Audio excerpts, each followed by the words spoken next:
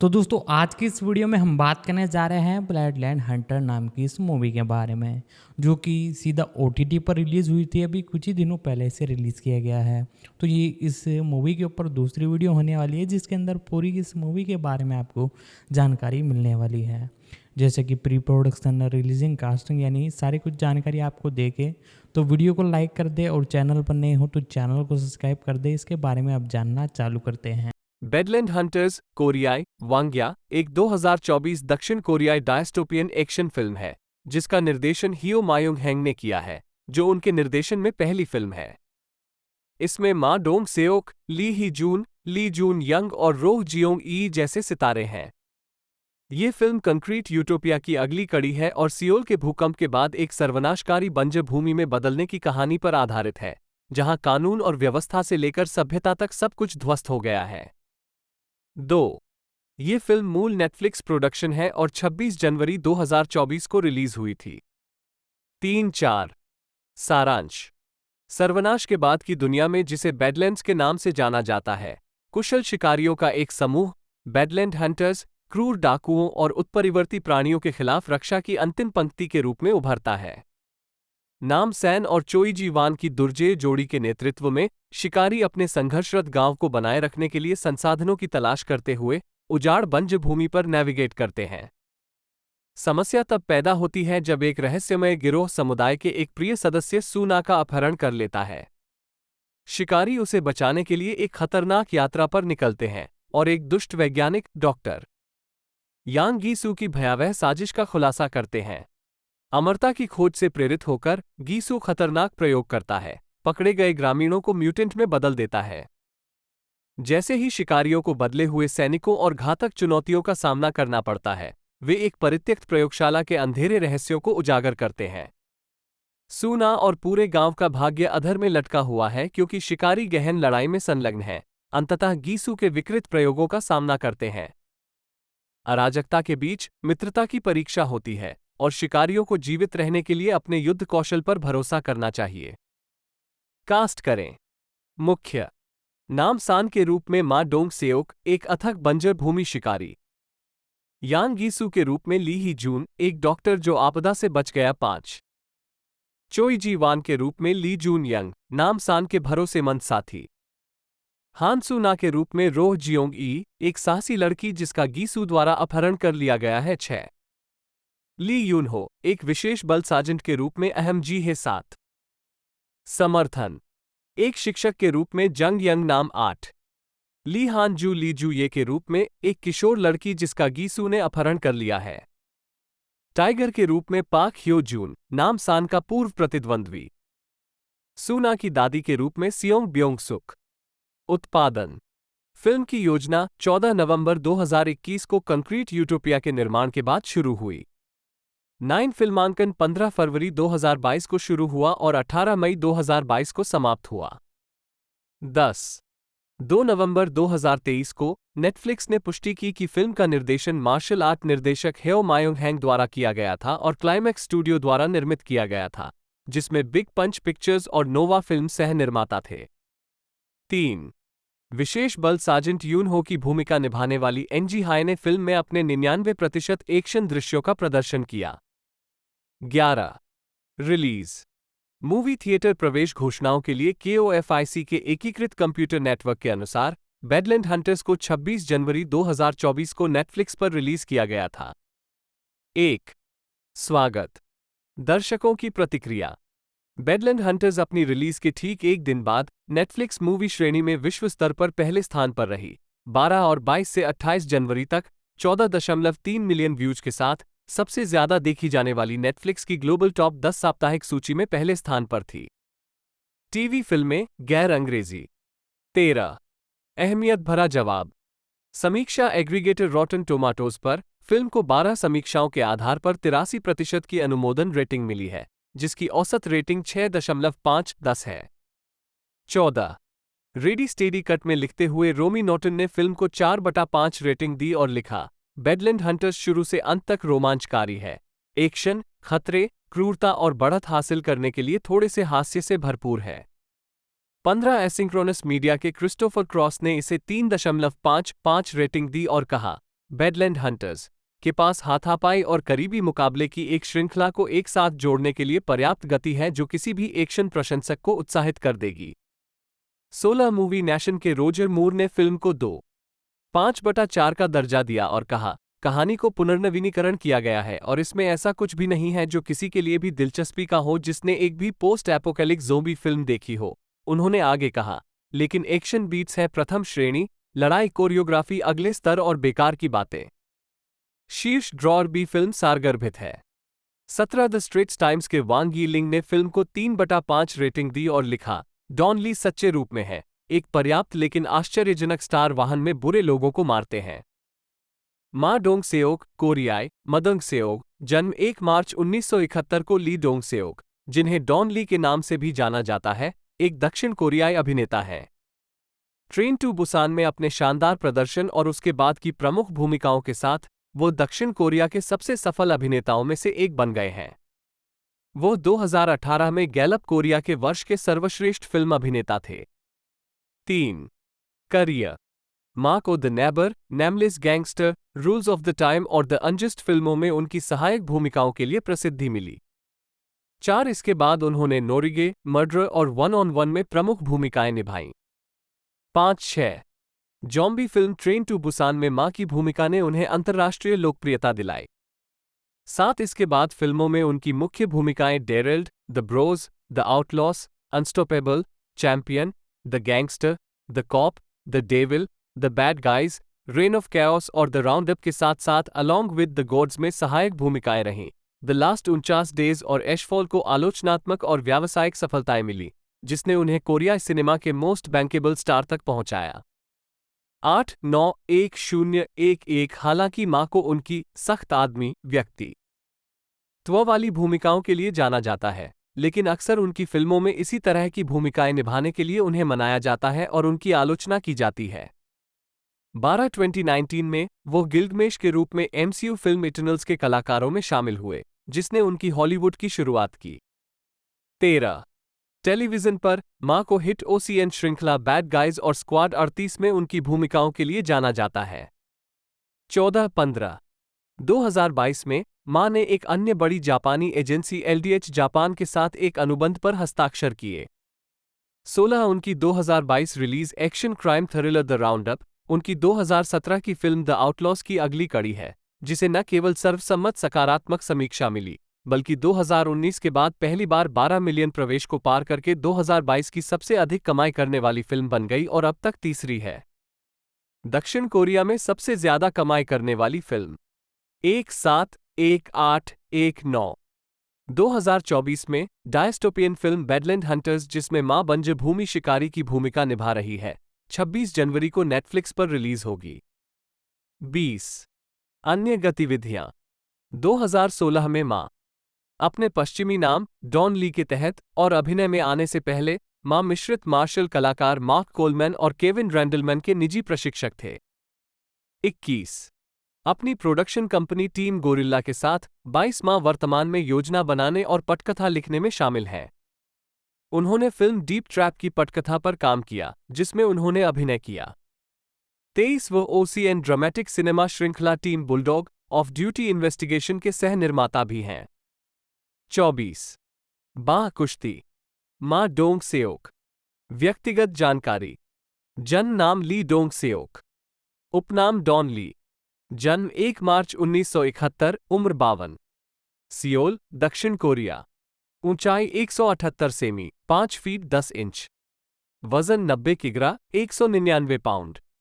मां 2008 से एक शौकिया आर्म रेसलर रहे हैं और वो 2018 में कोरिया आर्म रेसलिंग फेडरेशन के अध्यक्ष बने। 25. व्यक्तिगत जीवन। 2016 में मां कथित तौर पर स्पोर्ट्स रिपोर्टर और मीडिया पर्सनैलिटी ये जंग हवा को डेट कर रहे थे। 26-20 अक्टूबर 2022 को मां की एजेंसी ने कहा कि उन्होंने और ये ने पिछले साल अपनी शादी का पंजीकरण कराया था। कोविड-19 महामारी और व्यस्त कार्यक्रम के कारण विवाह समारोह बाद में आयोजित किया जाएगा। 27-28। फिल्मोग्राफी। मुख्य लेख मां डोंग सेओक फिल्मोग्राफी। पुरस्कार और नामांकन। वर्ष पुरस्कार वर्ग मनोनीत कार्य परिणाम संदर्भ। 2012 33वां ब्लू ड्रैगन फिल्म पुरस्कार सर्वश्रेष्ठ सहायक अभिनेता पड़ोसी मनोनीत। 2013 49वें बैक्सॉन्ग कला पुरस्कार जीत गया 29। 22वां बिल्ड फिल्म पुरस्कार मनोनीत। 17वां पुचॉन इंटरनेशनल फैंटास्टिक फिल्म फेस्टिवल ये पुरस्कार जीत गया। 2016 5वां APAN स्टार पुरस्कार सर्वश्रेष्ठ सहायक अभिनेता दस्ता 38 मनोनीत। 25वें बिल्ड फिल्म पुरस्कार पारिवारिकता मनोनीत।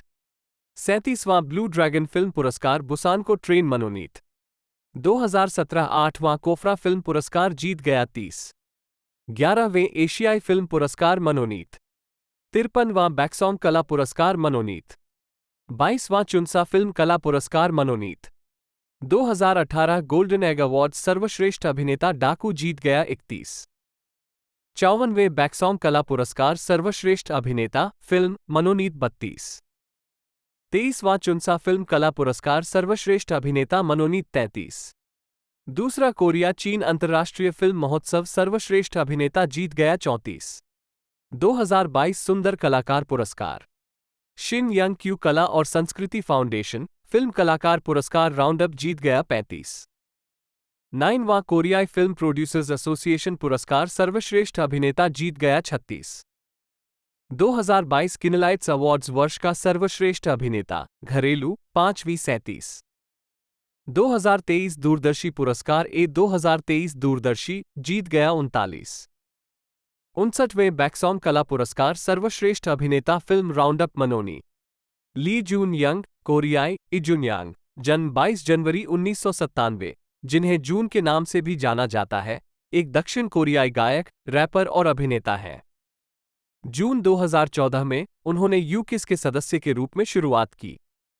अक्टूबर 2017 में वो सर्वाइवल प्रोग्राम द यूनिट में शामिल हुए, जिसमें वह पहले स्थान पर रहे और प्रोजेक्ट ग्रुप UNB के सदस्य बन गए। अपने समूह की गतिविधियों के अलावा उन्होंने विभिन्न टेलीविजन नाटकों में भाग लिया है, विशेष रूप से एवेंजर्स सोशल क्लब 2017, जो उनके करियर की सफलता का प्रतीक है, अलविदा to good bye 2018, class of lies 2019, good casting 2020, please don't दी डेट हिम 2020, इमिटेशन 2021 और let me be your knight 2021। 1. Career 2014 career की शुरुआत 15 मई 2014 को NH मीडिया ने यूकिस की आधिकारिक कोरियाई वेबसाइट के माध्यम से जनता के लिए नए सदस्य जून की घोषणा की। 2 जून 2014 को जून ने यूकिस के साथ अपनी शुरुआत की और समूह ने एल्बम के शीर्षक ट्रैक क्विट प्लेइंग के 19 जोड़ रेटेड संगीत वीडियो के साथ अपना 9वां मिनी एल्बम मोनो स्कैंडल जारी किया। 2017 वर्तमान अभिनय भूमिकाएं और UNB 2017 में उन्होंने टेलीविजन श्रृंखला एवेंजर्स सोशल क्लब में एक अभिनेता के रूप में शुरुआत की। 28 अक्टूबर 2017 को ली उत्तरजीविता कार्यक्रम द यूनिट में शामिल हुए। 3 उन्होंने अंतिम शीर्ष 9 में जगह बनाई और उन्हें नंबर 1 चुना गया। उन्होंने 7 अप्रैल 2018 से 27 जनवरी 2019 तक UNB के साथ प्रचार किया, जिसमें शो के फाइनलिस्ट शामिल थे। 4 अप्रैल से मई तक ली MBC के टीवी कार्यक्रम किंग ऑफ मास्क सिंगर में कंपास के रूप में दिखाई दिए। उन्होंने it was like that then के ली संग हुन के साथ एक युगल गीत और इरेजर का एक एकल कवर संस्करण प्रस्तुत किया। 5-6 मई 2018 में उन्होंने MBC टेलीविजन श्रृंखला good bye to good bye 2018 में हान मिनसू के रूप में अपनी दूसरी अभिनय भूमिका निभाई। 7-8 और 2018 MBC ड्रामा अवार्ड्स में एक नया अभिनेता पुरस्कार प्राप्त किया। 10 अप्रैल 2019 को ली ने अपना पहला जापानी एकल फेनोमेनल वर्ल्ड जारी किया, जिसने भविष्य की पॉप शैली की खोज की। उन्होंने 4 फरवरी को टोक्यो में अपना पहला एकल प्रदर्शन किया। रिलीज से पहले उन्होंने 6 अप्रैल को ओसाका में और 8 अप्रैल को टोक्यो में संगीत कार्यक्रमों की एक श्रृंखला भी आयोजित की। 9 टॉवर रिकॉर्ड्स जापान ने 2019 की पहली छमाही में एक कोरियाई कलाकार द्वारा #7 सबसे अधिक बिकने वाले जापानी एकल के रूप में फिनोमेनल वर्ल्ड को स्थान दिया। 11-12 उन्होंने OCN टेलीविजन श्रृंखला का लॉस ऑफ लाइज में अभिनय किया, जो 17 जुलाई से 5 सितंबर तक प्रसारित हुआ। 13-6 नवंबर को उन्होंने अपने एकल माई वे का कोरियाई और जापानी दोनों संस्करण जारी किया, जिसके लिए उन्होंने गीत लिखे। एकल में रैपर रेड्डी थे और इसे स्वेडी द्वारा निर्मित किया गया था और इसके साथ 2 संगीत वीडियो भी थे। 141530 अक्टूबर को डिजिटल डाउनलोड जारी होने के बाद जापानी संस्करण द्वांगो जेपी के पॉप लाइफ साप्ताहिक एकल चार्ट पर #2 स्थान पर रहा। 16-28 नवंबर को उन्होंने अपना पहला कोरियाई एकल टेल रिलीज किया। 5 दिसंबर को उन्होंने कोरिया में शीर्षक ट्रैक क्यूरियस अबाउट यू और एकल एल्बम गैलरी के साथ अपनी एकल शुरुआत की। 22 जनवरी 2020 को ली ने अपना पहला जापानी एल्बम 22 जारी किया, जिसका शीर्षक ट्रैक कम अलाइव था। 2020 में उन्होंने musical swag as shout out Chosun में अभिनय किया और 5वें कोरिया म्यूजिकल अवार्ड्स में एक नया अभिनेता पुरस्कार प्राप्त किया। उन्होंने SBS टेलीविजन श्रृंखला गुड कास्टिंग 2020 में कांग वू वोन की भूमिका निभाई, जो पूरी तरह से पूर्व निर्मित थी, और उन्होंने SBS नाटक बैकस्ट्रीट रूकी में एक विशेष उपस्थिति दर्ज की। उस वर्ष बाद में ली ने MBC एवरी एक नाटक प्लीज डोंट डेट हिम में अभिनय किया। उन्होंने single to you who will be tired के साथ प्लीज डोंट डेट हिम के साउंड ट्रैक में भाग लिया।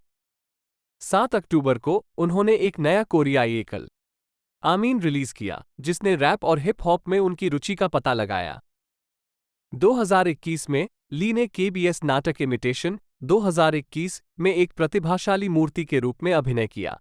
वो सीओयू के साथ नेटफ्लिक्स फिल्म लव एंड लीशर्स में शामिल हुए। 17 और उन्हें नाटक DP और let me be your night में कास्ट किया गया।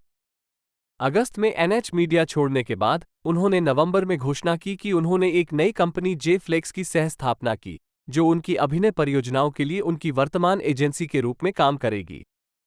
18 डिस्कोग्राफी मुख्य लेख यूकिस डिस्कोग्राफी और UNB समूह डिस्कोग्राफी। विस्तारित नाटक शीर्षक एल्बम विवरण शिखर चार्ट स्थिति बिक्री JPN 19 रिलीज 22 जनवरी 2020 लेबल एवेक्स ट्रैक्स प्रारूप CD डिजिटल डाउनलोड ट्रैक सूची 18 JPN 3649 फिजी 20 एकल एल्बम शीर्षक एल्बम विवरण शिखर चार्ट स्थिति बिक्री कोर 21 गैलरी रिलीज 5 दिसंबर 2019 लेबल NH मीडिया प्रारूप CD डिजिटल डाउनलोड ट्रैक सूची 36 कोर 2404 22 एकल मुख्य कलाकार के रूप में शीर्षक वर्ष शिखर चार्ट स्थिति बिक्री एल्बम ने कोर JPN कोरियाई कहना 2019 अप्रकाशित गैलरी क्यूरियस अबाउट यू गुंगेउमहाय तथास्तु 2020 गैर एल्बम एकल जापानी अभूतपूर्व दुनिया 2019 12 JPN 10124 23 गैर एल्बम एकल खुशी ए माई वे कर्तब रेड्डी 22 2016 की शुरुआत में ली सुंग मिन ने film sorry voice from the hot में मुख्य अभिनेता के रूप में अपनी शुरुआत की, जिसमें उन्होंने हे ग्वान का किरदार निभाया। हे ग्वान एक ऐसा रोबोट है जो दुनिया की हर ध्वनि को याद रखने की क्षमता रखता है। कहानी उनकी बेटी की निरंतर खोज के इर्द गिर्द घूमती है, जिसे उन्होंने 2003 में डेगू में खो दिया था। हे ग्वान की पत्नी के रूप में कलाकारों में शामिल होने के लिए चैमू के एक साथी सदस्य जियोन हियर जिन हैं। 26 फिल्म में ली के अभिनय को हॉलीवुड रिपोर्टर से प्रशंसा मिली। उन्होंने उनके चित्रण की सराहना करते हुए कहा, सोरी अपने सबसे मजबूत रूप में है जब यह क्वान और उस बेटी के बारे में आश्चर्यजनक प्याज परत शैली की खोजों पर ध्यान केंद्रित करता है जो वह करता है। उसे यकीन है कि वह जानता था। फ्लैशबैक में चाई सू बिन द्वारा निभाई गई ली पछतावे और अविश्वास को सहजता से संतुलित करता है और मनुष्य के दुख को नाटकीयता में डाले बिना वास्तविक बना देता है। 27 2 साल बाद उन्होंने film the spy gone north 2018 के साथ कांस फिल्म फेस्टिवल में रेड कार्पेट पर अपनी पहली उपस्थिति दर्ज की। उनके अभिनय को आलोचनात्मक प्रशंसा मिली और उन्होंने कई पुरस्कार जीते, जिनमें Buil film awards, grand bell awards, Korean film critics association awards और सर्वश्रेष्ठ अभिनेता के लिए डायरेक्टर्स कट अवार्ड्स शामिल हैं। उनकी प्रशंसा 2019 में भी जारी रही जब उन्होंने 55वें बैकसॉन्ग आर्ट्स अवार्ड्स में फिल्म श्रेणी में सर्वश्रेष्ठ अभिनेता का पुरस्कार जीता। 9 2020 में film the man standing next में उनके प्रदर्शन को एक बार फिर उच्च प्रशंसा मिली। पूर्व राष्ट्रपति पाक जंग-ही का चित्रण करते हुए ली सुंग मिन ने अपने उत्कृष्ट चित्रण के साथ प्रारंभिक संदेह को खारिज कर दिया, एक विशिष्ट ग्योंगसोंग बोली को शामिल किया और एक शक्तिशाली प्रदर्शन दिया। 9 विशेष रूप से नेटफ्लिक्स नाटक जुवेनाइल जस्टिस 2022 की शुरुआत में रिलीज में कांग वोन जून के चरित्र के उनके चित्रण ने उनकी बहुमुखी प्रतिभा को प्रदर्शित किया और अपने परिवार के प्रति उनकी कठोरता और अपराध बोध के बीच फंसे एक जटिल चरित्र को चित्रित करने की उनकी क्षमता के लिए प्रशंसा प्राप्त की। वह अपने संभावित पतन की जांच करने के साथ साथ अपने बेटे के प्रति भी महसूस करता है। 9 2022 के अंत में रीबॉर्न रिच में जिन यांग चुल के रूप में ली सुंग मिन के प्रदर्शन को प्रशंसा मिली। 28 उन्होंने पहली पीढ़ी के चेबोल की भूमिका को बखूबी निभाया, जो कंपनी में अपनी स्थिति से मजबूती से जुड़ा हुआ है और दर्शकों पर गहरा भावनात्मक प्रभाव पैदा करता है। अपनी ग्योंगसोंग बोली को कुशलतापूर्वक शामिल करके और पुराने पात्रों के अनुरूप कर्कश आवाज को अपनाकर उन्होंने चरित्र में जीवंतता ला दी। नाटक में ली सुंग मिन की प्रभावशाली उपस्थिति ने दर्शकों के बीच जिन यांग चुल के जाने के बाद विसर्जन में उल्लेखनीय कमी के बारे में चर्चा शुरू कर दी। 2023 में उन्हें 59वें बैकसोंग आर्ट्स अवार्ड्स में टीवी श्रेणी में सर्वश्रेष्ठ अभिनेता का पुरस्कार मिला। 29 व्यक्तिगत जीवन। ली सुंग मिन की पत्नी एक समकालीन नृत्य प्रमुख थीं, जिन्होंने डेगू में उनके एक प्रदर्शन की कोरियोग्राफी की देखरेख करने वाली निर्देशक के रूप में भी काम किया था। प्रारंभ में ली के मन में उनके प्रति अनुकूल धारणा नहीं थी क्योंकि वो सख्त और गंभीर थीं। हालांकि शो के बाद ली को लगातार फोन कॉल आने लगे और उन्होंने गलती से मान लिया कि वे कोरियोग्राफी शुल्क के संबंध में थे। पैसे नहीं होने के कारण उन्होंने कम से कम एक साथ भोजन करने का प्रयास किया, लेकिन उन्हें आश्चर्य हुआ जब उनकी भावी पत्नी ने पहल की और पहले उनसे संपर्क किया और पूछा कि क्या एक साथ बाहर जाना ठीक रहेगा। इससे उनकी डेटिंग यात्रा की शुरुआत हुई। आखिरकार केवल 2 मिलियन वॉन की मामूली लागत पर उनकी शादी हो गई। शादी के बंधन में बंधने के कुछ ही समय बाद उनकी तुरंत एक बेटी हुई और ली को पूरी तरह से अपनी आय के माध्यम से उनकी आजीविका का समर्थन करने की जिम्मेदारी उठानी पड़ी। दोस्तों, रिलीजिंग डेट के बारे में बात की जाए तो मूवी 26 जनवरी 2024 को एक तरह से रिलीज़ की गई थी। 106 मिनट टोटल मूवी की लेंथ है। मेन बेस लैंग्वेज की बात की जाए तो कोरियन इसकी लैंग्वेज है, वो बाकी मल्टीपल लैंग्वेजों में से डब करके रिलीज़ किया गया है। जी हाँ दोस्तों, इंडिया के अंदर भी इसे 2 से 3 लैंग्वेजों में डब करके रिलीज़ किया गया है। साथ ही साथ मल्टीपल लैंग्वेजों में से और भी डब किया जा रहा है। साथ ही साथ आप अपनी कंट्री नीचे के डिस्क्रिप्शन में दिए गए लिंक से चेकआउट कर सकते हो। आप जिस भी लैंग्वेज में कंफर्टेबल हो उसमें अवेलेबल ये कराई जाएगी नेटफ्लिक्स द्वारा। बाकी अब इसके बारे में आगे इसके कास्टिंग के बारे में थोड़ी और जानकारी मैं आपको देता हूँ। द मैन स्टैंडिंग नेक्स्ट कोरियाई नमसानुई बुजांगरेल, शाब्दिक रूप से चीफ्स ऑफ नैमसन, वू मिन हो द्वारा निर्देशित 2020 की दक्षिण कोरियाई राजनीतिक ड्रामा फिल्म है। इसी शीर्षक के एक मूल उपन्यास पर आधारित फिल्म में ली ब्यूंग हुन, ली सुंग मिन, क्वाक डो वोन और ली ही जून ने कोरियाई सरकार और कोरियाई सेंट्रल इंटेलिजेंस एजेंसी के उच्च पदस्थ अधिकारियों की भूमिका निभाई है। 1979 में उनकी हत्या से 40 दिन पहले पाक चुंग-ही की अध्यक्षता के दौरान 3 फिल्म का प्रीमियर 22 जनवरी 2020 को दक्षिण कोरिया में हुआ, जहां ये 4 फरवरी 2020 तक बॉक्स ऑफिस पर शीर्ष पर रही। 4, 5, 6, 7 इसे संयुक्त राज्य अमेरिका में 24 जनवरी 2020 को रिलीज किया गया। 8 ये 93वें अकादमी पुरस्कार में सर्वश्रेष्ठ अंतर्राष्ट्रीय फीचर फिल्म के लिए दक्षिण कोरियाई प्रविष्टि के रूप में चुना गया था, लेकिन इसे नामांकित नहीं किया गया था। 91011 सारांश। 1970 के दशक में कोरिया राष्ट्रपति पाक के पूर्ण नियंत्रण में था, जो सरकार की किसी भी शाखा पर बढ़त रखने वाला संगठन केसीआईए को नियंत्रित करता था। केसीआईए के निदेशक किम ग्यू प्योंग लगभग दूसरे नंबर पर हैं, लेकिन उन्हें राष्ट्रपति के सुरक्षा प्रमुख से प्रतिद्वंद्विता का सामना करना पड़ता है।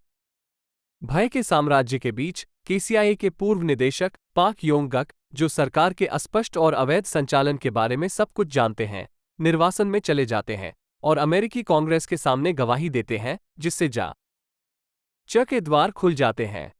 कोरिया गेट 12 जैसे जैसे तनाव बढ़ता है, सत्ता चाहने वालों की दमघोटू राजनीतिक चालें विस्फोटक ढंग से टकराने लगती हैं। कथानक। केसीआईए के पूर्व निदेशक पाक योंग गक संयुक्त राज्य अमेरिका की सीनेट समिति की जांच में दक्षिण कोरियाई राष्ट्रपति पाक के खिलाफ गवाही देते हैं। 12 पाक द्वारा शासन पर अपनी पांडुलिपि प्रकाशित करने की धमकी के साथ दक्षिण कोरिया के राष्ट्रपति पाक ने पाक योंग गक को अपनी पांडुलिपि प्रकाशित करने से रोकने के लिए केसीआईए के वर्तमान निदेशक किम ग्यू प्योंग को भेजा। किम वाशिंगटन जाती है, जहां दोनों मिलते हैं और किम पाक से पांडुलिपि की मांग करती है। पाक योंग गक ने इसे सौंप दिया, लेकिन ये सुझाव वह देकर राष्ट्रपति के भ्रष्टाचार का संकेत दिया कि राष्ट्रपति पाक को अपतटीय स्विस खातों द्वारा वित्तीय रूप से समर्थित किया जा रहा है। अपना मिशन पूरा करने के बाद किम दक्षिण कोरिया लौट आता है और परिणामस्वरूप उसे राष्ट्रपति पाक के अंगरक्षक क्वाक सांग चेओ के साथ संघर्ष का सामना करना पड़ता है। राष्ट्रपति पर एक वायरटैपिंग साजिश का पता चला है और किम को एक प्रोफेसर पर संदेह हो गया है जो राष्ट्रपति के कार्यालय में तलाशी के समय मौजूद था। पूछताछ के माध्यम से किम को पता चला कि केसीआईए एजेंट ने उसके आदेश के बिना काम किया है। वो स्थिति की आगे की जांच के लिए एक एजेंट हैम डे योंग को पेरिस भेजता है। पेरिस में वायरटैपिंग के माध्यम से हैम को पता चलता है कि केसीआईए एजेंट अपने दम पर काम नहीं कर रहा था, बल्कि क्वाक के आदेशों के तहत काम कर रहा था। इसके माध्यम से ये पता चला कि क्वाक ने पूर्व निदेशक पाक की हत्या का आदेश दिया है, जो पेरिस का दौरा करेंगे। इस समय के दौरान राष्ट्रपति पाक निर्देशक किम को पूर्व निदेशक के साथ जो चाहे करने की आजादी देता है। किम क्वाक से पराजित नहीं होने के लिए पाक योंग गक को मारने का संकल्प लेता है। पेरिस में पूर्व निदेशक पाक की हत्या के उद्देश्य से 2 अलग-अलग टीमें उन्हें मारने की तैयारी करती हैं। क्वाक की टीम पाक को अपने कमरे में फुसलाना चाहती है, जबकि किम की टीम उसका अपहरण करना और फिर उसे मार डालना चाहती है। पाक योंग गक के सहयोगी डेबोरा शिरम, जिसे चारे के रूप में उपयोग किया जाता है, की मदद से निदेशक किम की टीम पहले पूर्व निदेशक पाक को पकड़ने में सक्षम है और उसे पेरिस से बाहर निकाल देती है। हालांकि पाक क्षण भर के लिए पास के शहर में भागने में सक्षम है, लेकिन हैम उसका पता लगा लेता है, जो तुरंत उसे मार डालता है। उसने पाक योंग गक के शरीर को एक हथौड़ा मिल में पीस दिया, जो एक मुर्गी फार्म की चक्की है, और इसे मुर्गी के चारे में बदल दिया गया। हालांकि पाक किम के संचालन से नाखुश है, ये देखते हुए कि किम ने पाक योंग गक द्वारा प्राप्त किए गए स्पष्ट रूप से चुराए गए वित्त की समस्या का समाधान नहीं किया।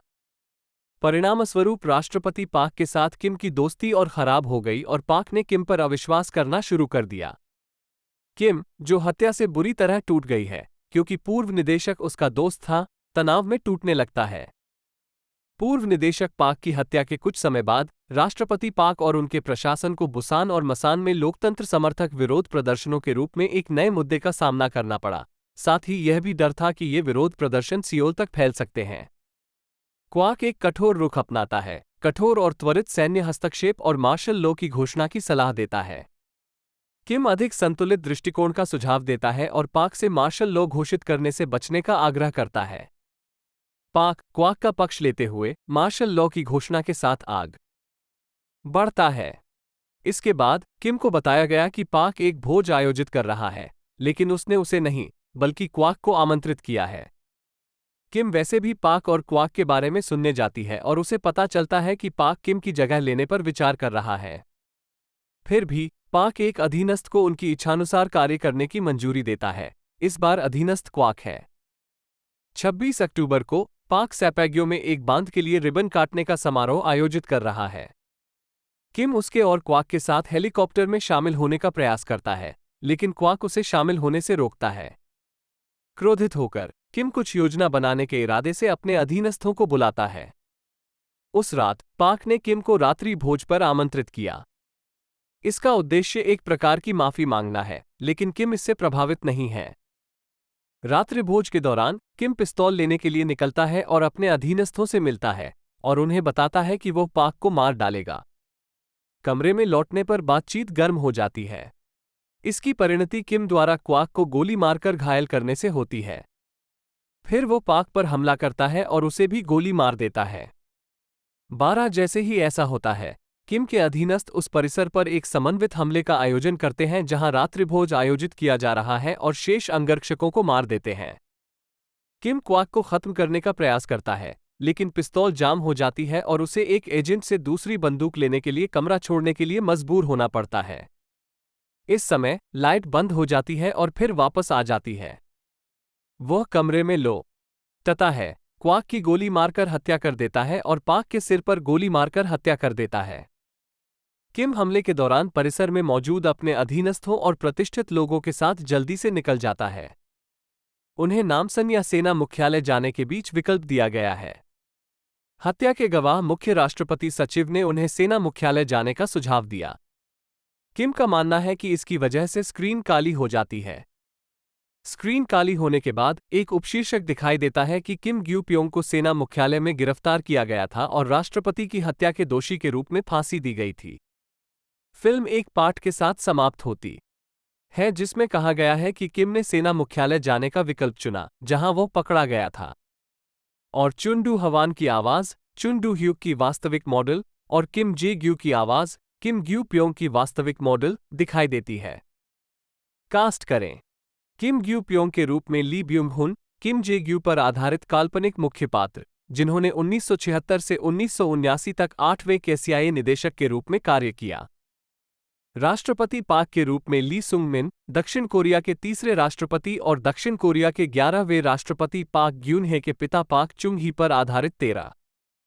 पाक योंग-गक के रूप में क्वाक डो-वोन, किम ह्योंग-यूके पर आधारित चरित्र 12, जिन्होंने 1963 से 1969 तक केसीआईए के चौथे निदेशक के रूप में कार्य किया। क्वाक सांग-चियोन के रूप में ली ही जून, चा जी चियोल्को पर आधारित चरित्र, जिन्होंने राष्ट्रपति सुरक्षा सेवा के तीसरे निदेशक के रूप में कार्य किया था। किम सो जिन एक पैरवीकार देबोरा शिरम के रूप में।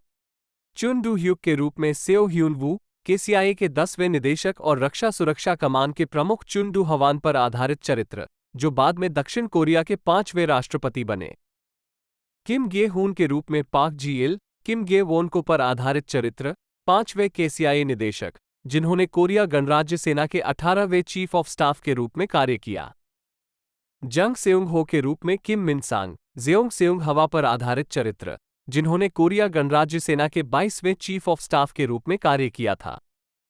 कांग चांगसू के रूप में पाक सियोंग ग्यून, एक केसीआईए अधिकारी और सेना कर्नल पाक ह्यूंग जूको पर आधारित चरित्र। महिला गायिका के रूप में जंग मी ह्यूंग, सिम सू बोंग पर आधारित चरित्र। महिला विश्वविद्यालय छात्रा के रूप में जो हाई जू, शिन जे सून, कोरियाई, सिन जे सून पर आधारित चरित्र। केसीआईए एजेंट हैम डे योंग के रूप में जी ह्यून जून। एरिक बर्नार्ड फ्रांसीसी गुर्गे के रूप में। डेविड पाइप्स सुनवाई समिति 2 के सदस्य के रूप में 14। स्वागत। ये फिल्म जापान में केसीआईए नाम से 22 जनवरी 2021 को रिलीज हुई थी। 15। आलोचनात्मक स्वागत। द मैन स्टैंडिंग नेक्स्ट को समीक्षा एग्रीगेटर वेबसाइट रोटन टोमाटोज पर 17 समीक्षाओं के आधार पर 7.5/10 के औसत के साथ 88% अनुमोदन रेटिंग प्राप्त है। 16। पुरस्कार और नामांकन। वर्ष पुरस्कार वर्ग प्राप्तकर्ता परिणाम संदर्भ 2020-25वां चुनसा फिल्म कला पुरस्कार सर्वश्रेष्ठ निर्देशक वू मिन हो मनोनीत 17-18। सर्वश्रेष्ठ अभिनेता ली ब्यूंग हुन जीत गया। सर्वश्रेष्ठ सहायक अभिनेता ली सुंग मिन जीत गया। ली ही जून मनोनीत। सबसे अच्छी सह नायिका किम सो जिन मनोनीत। 56वें बैक्सोंग कला पुरस्कार सर्वश्रेष्ठ फिल्म अगला आदमी खड़ा है मनोनीत 19-20। सर्वश्रेष्ठ निर्देशक वू मिन हो मनोनीत। सर्वश्रेष्ठ अभिनेता ली ब्यूंग हुन जीत गया। सर्वश्रेष्ठ पटकथा वू मिन हो और ली जी मिन मनोनीत। तकनीकी पुरस्कार किम सियोही, मेकअप और बाल जीत गया। 29वें बिल्ड फिल्म पुरस्कार सर्वश्रेष्ठ फिल्म अगला आदमी खड़ा है मनोनीत। सर्वश्रेष्ठ निर्देशक वू मिन हो मनोनीत। सर्वश्रेष्ठ अभिनेता ली ब्यूंग हुन जीत गया। सर्वश्रेष्ठ सहायक अभिनेता ली ही जून जीत गया। सबसे अच्छी सह नायिका किम सो जिन मनोनीत। सर्वश्रेष्ठ पटकथा वू मिन हो और ली जी मिन मनोनीत। सर्वश्रेष्ठ छायांकन जाओ राक्सन मनोनीत। सर्वश्रेष्ठ संगीत जो येओंग वूक मनोनीत। सर्वश्रेष्ठ कला निर्देशन चो हवा सुंग, पाक ग्यू बिन मनोनीत। 40वें कोरियाई association of film critics awards सर्वश्रेष्ठ फिल्म अगला आदमी खड़ा है जीत गया।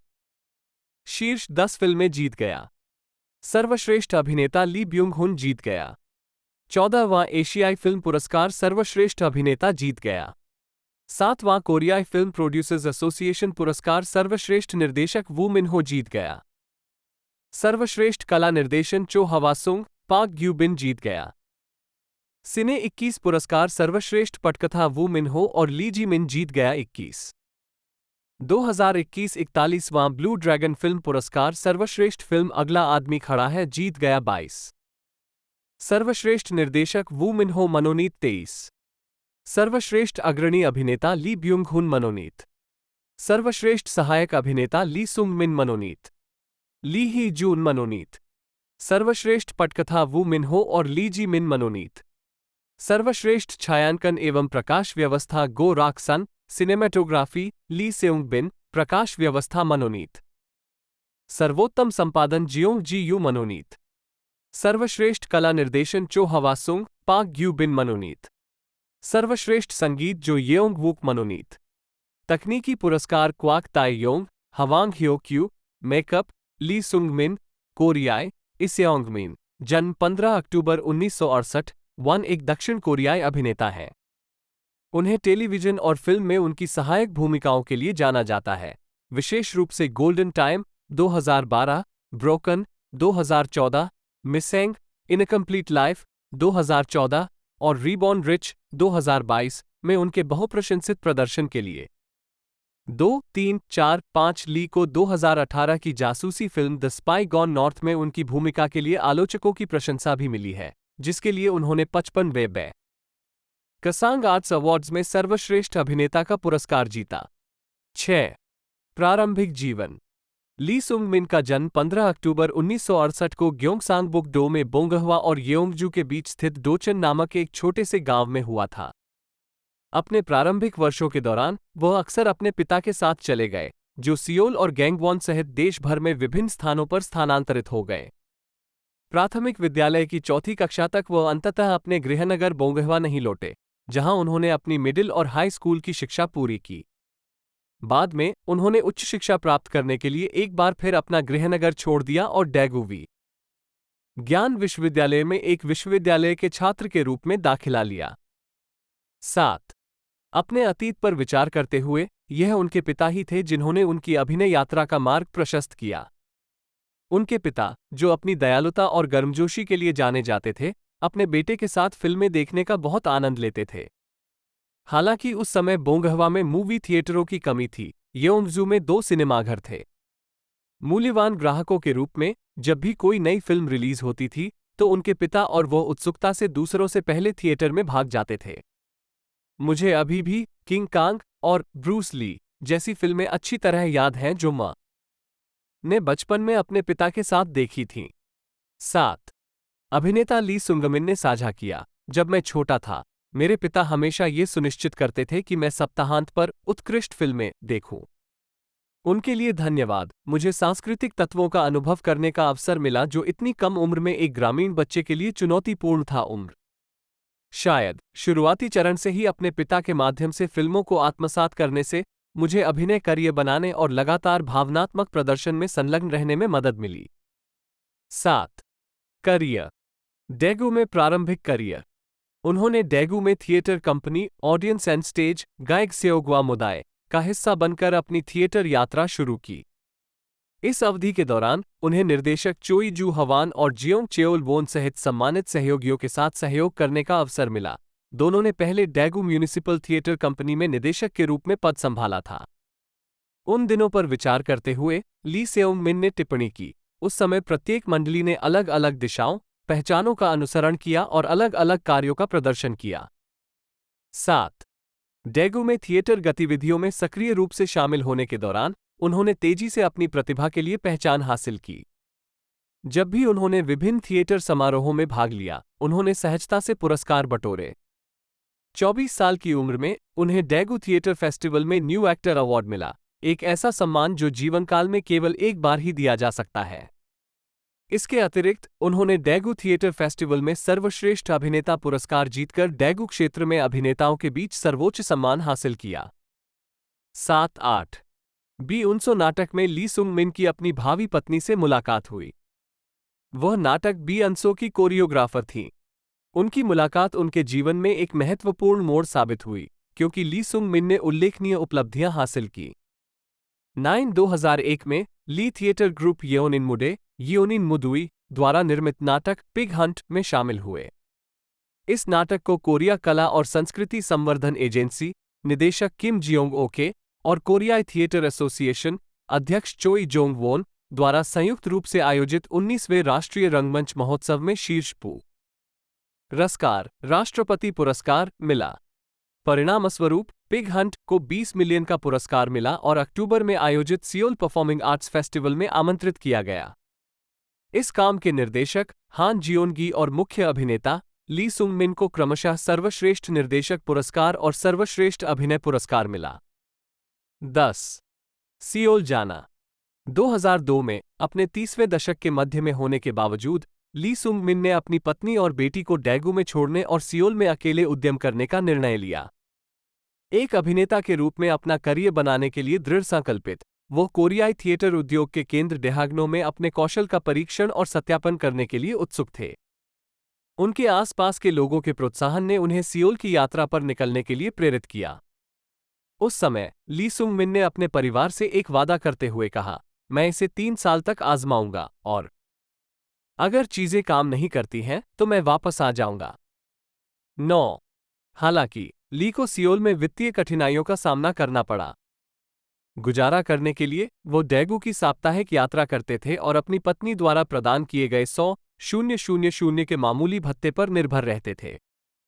परिवहन, कार्ड शुल्क और सिगरेट के खर्च में कटौती के बाद कुछ भी नहीं बचा था। परिवहन लागत बचाने के लिए ली सुंग मिन डोंगडेगू स्टेशन से शिजिडोंग स्थित अपने घर तक 2 घंटे की पैदल यात्रा करेंगे। वह अपनी जेब में टैक्सी और चालक सेवा के फोन नंबर रखते थे। बेरोजगारी की स्थिति में जल्दी से पैसा कमाने के लिए हमेशा तैयार रहते थे। 9. डेहाग्नो में ली थिएटर ग्रुप चैमू में शामिल हो गए। थिएटर ग्रुप चैमू के सदस्य के रूप में ली बियंसो पिग हंट जैसे नाटकों में दिखाई दिए और वहां 2003 में पिग हंट, एक व्यंग्यपूर्ण नाटक, 19 से 26 अक्टूबर तक डोंगसुंग आर्ट सेंटर के छोटे थिएटर में प्रदर्शित किया गया था। 11. उन्होंने फिल्म इंडस्ट्री में भी कदम रखा। उन्होंने छोटी भूमिकाओं से शुरुआत की और 2004 में उन्होंने film father and son the story of Mencius में लोन शार्क गैंगस्टर 1 के रूप में अभिनय किया, जिससे सहायक भूमिकाओं में उनकी प्रतिभा की पहचान बढ़ती गई। 2004 में सोन ह्यून जू के साथ फिल्म पर काम करने के दौरान उन्हें एक टेलीविजन नाटक में भूमिका के लिए सिफारिश की गई थी।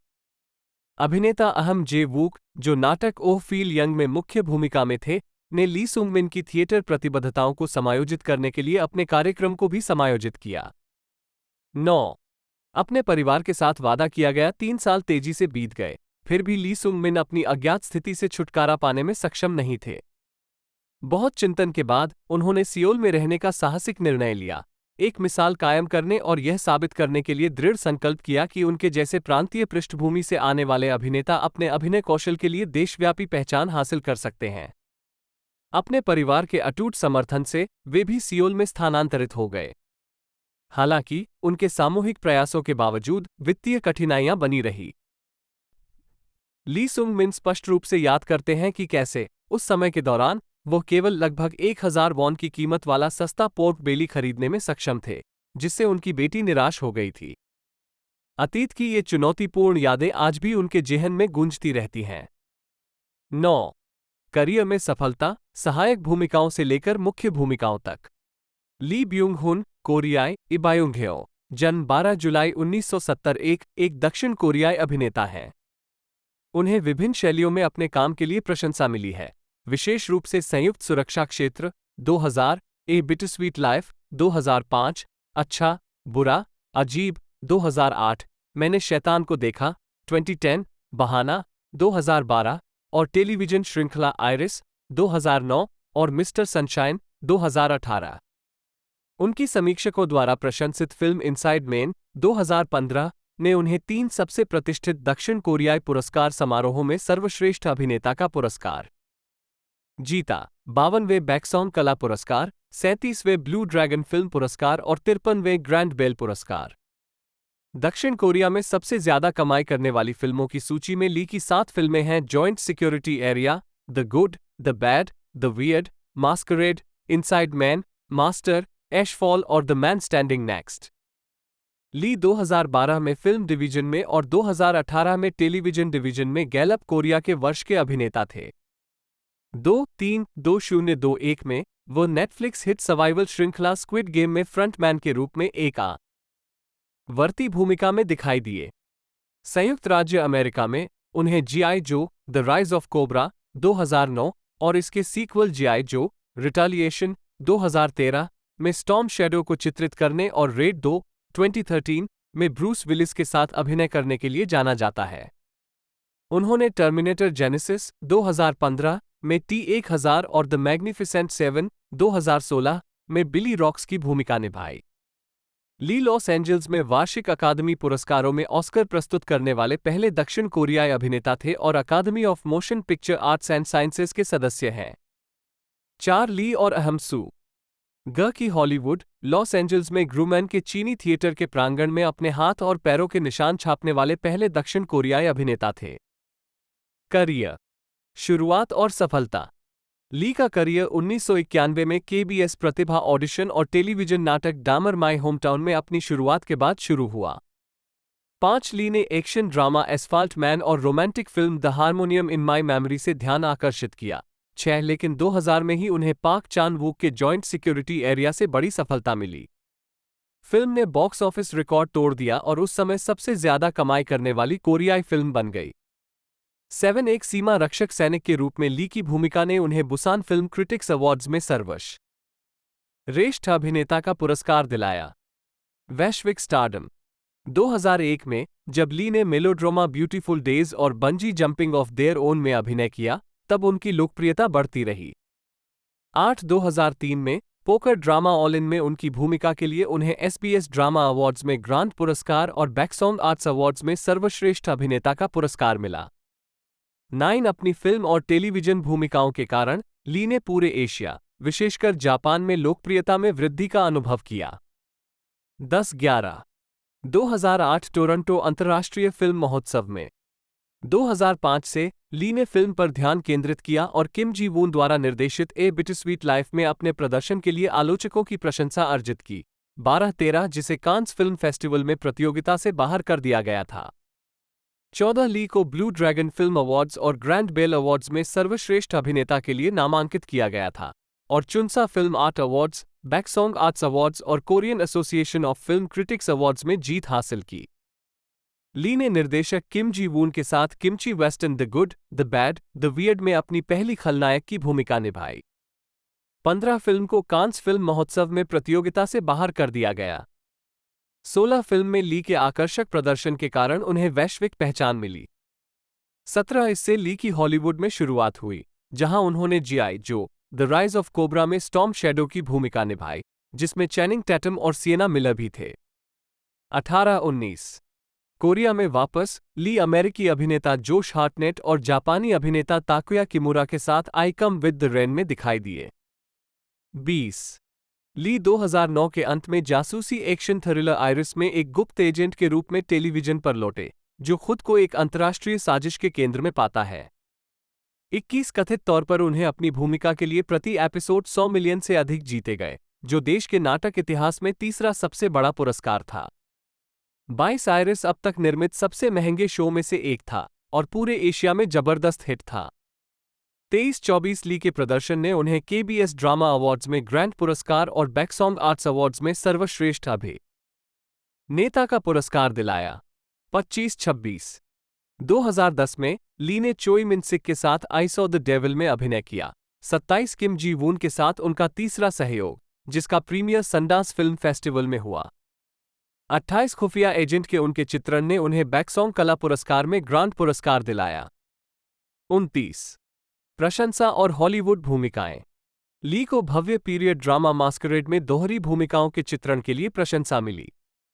30 ये फिल्म बॉक्स ऑफिस पर हिट रही, कोरियाई इतिहास में 10 मिलियन प्रवेश को पार करने वाली 7वीं फिल्म बन गई। 31 ली ने अपने प्रदर्शन के लिए ग्रैंड बेल अवार्ड्स में सर्वश्रेष्ठ अभिनेता का पुरस्कार जीता। 32-33 जून 2012 को ली अहम सुंग की के साथ हॉलीवुड लॉस एंजल्स में ग्रूमैन के चीनी थिएटर के प्रांगण में अपने हाथ और पैरों के निशान छोड़ने वाले पहले कोरियाई अभिनेता बन गए। जीआई जो द राइज ऑफ कोबरा और इश्क सीक्वल जीआई जो रिटेलिएशन में स्टॉर्म शैडो की भूमिका के लिए उन्हें हॉलीवुड में एक उभरते सितारे के रूप में पहचाना गया। 34 जीआई जो ऑस्ट्रेलिया प्रीमियर में 2013 में ली ने जीआई जो रिटेलिएशन में स्टॉर्म शैडो के रूप में अपनी भूमिका दोहराई। 35-36 इसके बाद उन्होंने Bruce Willis, Catherine Zeta Jones, Helen Mirren और जॉन मैल्कोविच के साथ 2010 की एक्शन कॉमेडी हिट रेड की अगली कड़ी अमेरिकी फिल्म रेड 2 में सह अभिनय किया। 37-38 अपने सेक्स चैट स्कैंडल के बाद ली ने 2015 में martial art film memories of the sword के साथ वापसी की। फिल्म की शूटिंग 2013 के अंत में हुई थी और 2014 में रिलीज होने वाली थी, लेकिन ली के स्कैंडल के कारण इसे स्थगित कर दिया गया था। 39 एक युवा और महत्वाकांक्षी योद्धा के रूप में उनकी दृश्य चोरी की भूमिका के लिए उन्हें प्रशंसा मिली, लेकिन फिल्म अच्छा प्रदर्शन करने में विफल रही और इसके गंदे कथानक के लिए उनकी आलोचना की गई। 40 उसी वर्ष ली ने अर्नोल्ड श्वार्ज़नेगर के सामने टर्मिनेटर जेनेसिस में T-10-00 की भूमिका निभाई। 41-42 इसके बाद उन्होंने वू मिन्हो की राजनीतिक अपराध थ्रिलर इनसाइड मैन में अभिनय किया। 43 जो कोरियाई बॉक्स ऑफिस पर अब तक की सबसे अधिक कमाई करने वाली R-रेटेड फिल्म बन गई। 44 फिल्म के स्टार कहे जाने वाले ली को आलोचकों की प्रशंसा मिली और विभिन्न फिल्म पुरस्कार समारोहों में उन्हें सर्वश्रेष्ठ अभिनेता का पुरस्कार मिला। 45-46 2016 में ली ने अमेरिकी अपराध थ्रिलर मिसकंडक्ट में अभिनय किया। 47-48 28 फरवरी 2016 को ली ने 88वें अकादमी पुरस्कार में भाग लिया और अभिनेत्री सोफिया वर्गारा के साथ सर्वश्रेष्ठ विदेशी भाषा फिल्म का पुरस्कार प्रदान किया। वो ऑस्कर में पुरस्कार प्रस्तुत करने वाले पहले कोरियाई अभिनेता थे। 49-50 उसी वर्ष ली ने डेंजल वाशिंगटन, क्रिस प्रैट और एथन हॉक के साथ द मैग्निफिसेंट सेवन में चाकूधारी बंदूकधारी बिली रॉक्स के रूप में सह अभिनय किया। 51-52 कोरिया लौटकर ली ने अपराध थ्रिलर मास्टर में अभिनय किया। 53-54 उसके बाद रहस्य नाटक सिंगल राइडर में अभिनय किया। 55-56 मार्च 2017 में ली ने प्रमुख Hollywood agency United talent agency के साथ हस्ताक्षर किए। 57 उन्हें हॉलीवुड एक्शन फिल्म रेडियंस में लिया गया था। फिल्म का निर्देशन पैट्रिक लुसियर ने किया है, जिन्होंने ली के साथ टर्मिनेटर जेनेसिस में काम किया था। 58 इसके बाद ली ने ऐतिहासिक महाकाव्य द फोर्ट्रेस 59-60 और comedy drama film keys to the hot में अभिनय किया। 61-62 टेलीविजन पर वापसी और प्रशंसा। जनवरी 2019 में 2018 में ली ने किम युन सूक द्वारा लिखित एक ऐतिहासिक युद्ध नाटक मिस्टर सनशाइन में टेलीविजन पर वापसी की। 63 श्रृंखला व्यावसायिक और आलोचनात्मक रूप से सफल रही और ली ने 6वें APAN स्टार अवार्ड्स में ग्रैंड पुरस्कार जीता। 64 2019 में ली ने एक्शन फिल्म एशफॉल में अभिनय किया। 65-66 2020 में ली ने राजनीतिक नाटक द मैन स्टैंडिंग नेक्स्ट में अभिनय किया। 67 दोनों फिल्में बॉक्स ऑफिस पर सफल रहीं और मुख्य अभिनेता के रूप में ली की ब्रांड शक्ति साबित हुई। 68 ली ने राजनीतिक थ्रिलर विमानन आपदा फिल्म इमरजेंसी डिक्लेरेशन में भी अभिनय किया, जिसका प्रीमियर 3 अगस्त 2022 को दक्षिण कोरिया में नाटकीय रिलीज से पहले जुलाई 2021 में 74वें कांस फिल्म फेस्टिवल में प्रतियोगिता से बाहर हुआ। 70 सितंबर 2021 में वो नेटफ्लिक्स के सर्वाइवल ड्रामा स्क्विड गेम में फ्रंटमैन के रूप में दिखाई दिए। 71 15वें एशियाई फिल्म पुरस्कारों में उन्हें एशियाई फिल्म उत्कृष्टता पुरस्कार से सम्मानित किया गया। वो इस पुरस्कार के लिए चुने जाने वाले पहले कोरियाई अभिनेता हैं, जो एशियाई सिनेमा और संस्कृति में उत्कृष्ट उपलब्धियों के लिए दिया जाता है। 72 2022 में ली ने नो ही क्यूंग द्वारा लिखित TVN टेलीविजन श्रृंखला अवर ब्लूज में अभिनय किया। 73 वह पाक बो यंग और पाक सियो जून के साथ उमताए हवा की आपदा थ्रिलर फिल्म कंक्रीट यूटोपिया में भी दिखाई देंगे। 74 14 सितंबर 2023 को ली TCL चीनी थिएटर में अपने छाप समारोह में रॉक स्टार योशिकी का परिचय देने के लिए चुने गए अतिथि वक्ताओं में से एक थे। 75 अन्य कार्य ली ने एक प्रबंधन कंपनी BH एंटरटेनमेंट बनाई, जो हान ह्योजू, गो सू, जिनगू, जिनयोंग और हान जी मिन सहित कई अभिनेताओं का प्रबंधन करती है। 76 उनकी एक दुकान है BHNC, जो टोपी, स्कार्फ और बटुए बेचती है। 77 ली ब्यूंग हुन को वीडियो गेम उद्योग में Xbox 360, PS3 और PC के लिए 2006 के game lost planet extreme condition में मुख्य पात्र वेन होल्डन के लिए अपनी समानता प्रदान करने के लिए जाना जाता है। 78 राजदूत भूमिकाएं। 2010 में ली को कोरिया में कैलिफोर्निया का पर्यटन प्रचार राजदूत नामित किया गया था। 79 2013 में ली को association of film commissioners international की उस वर्ष की वार्षिक बैठक के लिए मानद राजदूत के रूप में चुना गया था, जो एक समूह है जो अंतर्राष्ट्रीय सह उत्पादन को सुविधाजनक बनाने में मदद करने के लिए समर्पित है। 80 उसी वर्ष उन्हें 50वें डेजोंग फिल्म पुरस्कारों को बढ़ावा देने के लिए मानद राजदूत नियुक्त किया गया था। 81 परोपकार। मार्च 2011 में ली ने जापान में भूकंप और सुनामी से प्रभावित स्थानीय निवासियों की मदद के लिए कोरियाई रेड क्रॉस को 700 मिलियन वॉन का दान दिया। 82 नवंबर 2016 में ली ने बीमार बच्चों के समर्थन के लिए एक अभियान हरू के लिए ग्रीन अम्ब्रेला चिल्ड्रंस फाउंडेशन को आवाज दान दिया। 83 अप्रैल 2019 में ली और उनकी पत्नी ली मिन जंग ने गैंगवोन डो में जंगल की आग के पीड़ितों को 100 मिलियन का दान दिया। 84 फरवरी 2020 में ली ने कोरिया के कम्युनिटी चेस्ट के फ्रूट ऑफ लव के माध्यम से 100 मिलियन का दान दिया और उनके दान का उपयोग कमजोर समूहों को सैनिटरी उत्पाद प्रदान करने के लिए किया गया। 85 अक्टूबर 2020 में ली ने the national research institute of cultural heritage द्वारा मल्टीमीडिया प्रकार की ब्रेल संवेदी पुस्तक के लिए आवाज दान किया। 86 30 दिसंबर 2020 को ली ने कम आय वाले परिवारों के बच्चों की मदद करने के लिए ग्रीन अम्ब्रेला चिल्ड्रंस फाउंडेशन को 100 मिलियन वॉन का दान दिया, जिन्हें COVID-19 के कारण जीवन में कठिनाइयों का सामना करना पड़ रहा है। 87 12 जुलाई 2021 को ली ने अपने जन्मदिन के अवसर पर सियोल के आसन चिल्ड्रन हॉस्पिटल को 100 मिलियन वॉन का दान दिया। 88 6 मार्च 2022 को ली ने उलजिन और सैमचोक जंगल की आग से प्रभावित निवासियों की मदद के लिए hope bridge disaster relief association को 100 मिलियन वॉन का दान दिया और कहा जाता है कि उनके दान का उपयोग उन पीड़ितों के लिए अस्थायी आश्रय प्रदान करने के लिए किया जाएगा जो अपने घरों से निकल रहे हैं। 89 व्यक्तिगत जीवन। ली का जन्म सियोल, दक्षिण कोरिया में हुआ था। उनकी एक छोटी बहन ली यून ही है, जिन्होंने 1996 में मिस कोरिया का मिस कांगेनियलिटी भाग जीता था। 6 उन्होंने हयांग विश्वविद्यालय से फ्रेंच साहित्य में स्नातक की उपाधि प्राप्त की और चुंगआंग विश्वविद्यालय के ग्रेजुएट स्कूल से स्नातक की उपाधि प्राप्त की। थिएटर और सिनेमेटोग्राफी। 5 अपने खाली समय में ली ताइक्वांडो का अभ्यास करते हैं। 91 रिश्ते। ली पहले 2000 के दशक की शुरुआत में साथी ऑल इन लीड सॉन्ग हे क्यों के साथ रोमांटिक रूप से जुड़े हुए थे। हालांकि यह रिश्ता पूरी तरह से गुप्त रखा गया और शायद ही कभी प्रचारित किया गया, लेकिन जून 2004 के मध्य में अलग होने से पहले यह 15 महीने तक चला। 93 ली ने 10 अगस्त 2013 को ग्रैंड हयात सियोल में अभिनेत्री ली मिन जंग से शादी की। 94 इस जोड़े ने 2006 में कुछ समय के लिए डेट किया था, फिर 2012 में अपने रिश्ते को फिर से शुरू किया। 95 ली की पत्नी ने 31 मार्च 2015 को अपने बच्चे, एक बेटे ली जून हू को जन्म दिया। 96 4 अगस्त को 2023 ली की पत्नी ने पुष्टि की कि वह अपने दूसरे बच्चे की उम्मीद कर रही है। उन्होंने अपने दूसरे बच्चे, एक बेटी, के जन्म का स्वागत किया, जिसका जन्म 21 दिसंबर 2023 को हुआ। 97 अपने पिता की मृत्यु के बाद कुछ कर्ज चुकाने के बाद ली अवसाद में आ गए।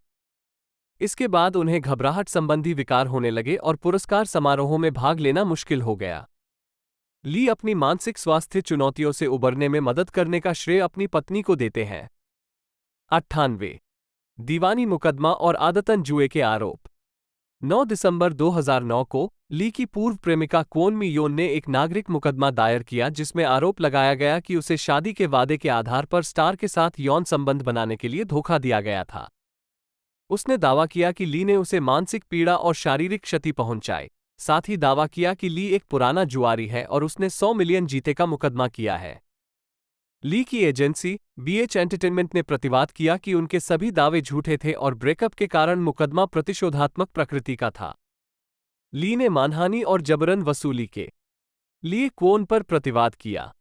99,100 मुकदमा दायर होने के कुछ ही समय बाद TV show host Kang Byung QTV नाटक आयरिस के सेट पर दिखाई दिए, जिस पर ली उस समय काम कर रहे थे। उन पर गैंगस्टरों को लाने और एक निर्माता के साथ संघर्ष के कारण अशांति पैदा करने का आरोप लगाया गया था। उन्होंने दावा किया कि अफवाहें फैलाई गईं कि ली और क्वोन के बीच झगड़े के पीछे कांग का हाथ था। इस घटना के कारण कांग को हमले के आरोप में गिरफ्तार कर लिया गया। कांग को बाद में ब्लैकमेल और मानहानि के आरोप में भी दोषी ठहराया गया था। अभियोजकों ने आरोप लगाया था कि नवंबर 2009 में कांग और क्वोन ने ली को बड़ी रकम के लिए ब्लैकमेल करने के लिए मिलीभगत की थी, इससे पहले कि ली ने भुगतान करने से इनकार कर दिया था। दिसंबर में क्वोन ने अपना नागरिक मुकदमा दायर किया था। 101-102 19 मार्च 2010 को अभियोजकों द्वारा कोई सबूत न होने का हवाला देते हुए ली को अवैध जुए के आरोप से मुक्त कर दिया गया। 103 कार्यवाही में भागीदारी की कमी के कारण क्वोन का नुकसान का दावा अंततः अगस्त 2010 में रद्द कर दिया गया। 104 कांग को अंततः धोखाधड़ी और हमले के आरोप में 2013 में 1 साल की जेल और 3 साल की परिवीक्षा की सजा सुनाई गई। 105 ब्लैकमेल कांड 28 अगस्त 2014 को के पॉप गर्ल ग्रुप ग्लैम 106 की गायिका डेही और मॉडल ली जी योन 107 ने ली को इंटरनेट पर रिलीज न करने के बदले में 5 बिलियन वोन लगभग $40 लाख के लिए ब्लैकमेल किया था। 3 जुलाई को उनके साथ शराब पीते हुए यौन मजाक करते हुए उनका एक आपत्तिजनक वीडियो 108,109,110,111 ली द्वारा पुलिस को अपराध की सूचना देने के बाद डेही और ली जी योन को 1 सितंबर को गिरफ्तार कर लिया गया। 112 जब उन्होंने पैसे ले जाने के लिए उसे 2 सूटकेस सौंपे। 113 बाद में ये पता चला कि अपराध पूरी तरह से जानबूझकर और पूर्व नियोजित था, क्योंकि डेही और ली जी योन दोनों ने यूरोप भागने के लिए हवाई जहाज के टिकटों की तलाश की थी। 114 और पैसे के परिवहन के लिए इस्तेमाल होने वाले 2 सूटकेस खरीदे थे। 115 इसके अलावा दोनों महिलाओं ने गुप्त रूप से रसोई के सिंक में स्मार्टफोन रखकर ली जी योन को गले लगाते हुए एक अतिरिक्त वीडियो फिल्माने का प्रयास किया, लेकिन वे ऐसा करने में विफल रहीं। 116 हालांकि ली जी योन ने दावा किया कि ली के साथ ब्रेकअप के बाद ब्लैकमेलिंग एक आवेगपूर्ण कार्य था। 117-118 जिसके लिए ली की एजेंसी ने एक आधिकारिक बयान जारी किया, जिसमें कहा गया कि ली एक बार भी उससे अकेले नहीं मिले थे और उन्होंने दोनों महिलाओं से कहा कि जब उन्हें उनकी वित्तीय कठिनाइयों के बारे में बात करने के बाद उनके गलत इरादों का एहसास हुआ तो वो उनसे मिलना बंद करना चाहते थे। 115 उन्होंने उनसे एक घर खरीदने की मांग की। 119 अंतिम सुनवाई 15 जनवरी 2015 को सियोल जिला न्यायालय में हुई। 120 जहां डाही को 1 साल जेल और ली जी योन को 1 साल और 2 महीने की सजा सुनाई गई। 121,122 फरवरी में सजा सुनाए जाने के बाद ली ने महिलाओं के लिए क्षमा का अनुरोध किया, जबकि अभियोजन प्रभारी ने महसूस किया कि सजा बहुत कम थी। 123 मार्च में दोनों महिलाएं, जो 6 महीने से जेल में थीं, ली के क्षमा अनुरोध के बाद उन्हें 2 साल के लिए निलंबित सजा मिली। 124 दही की सजा के बाद के पॉप गर्ल समूह ग्लैम को भंग कर दिया गया।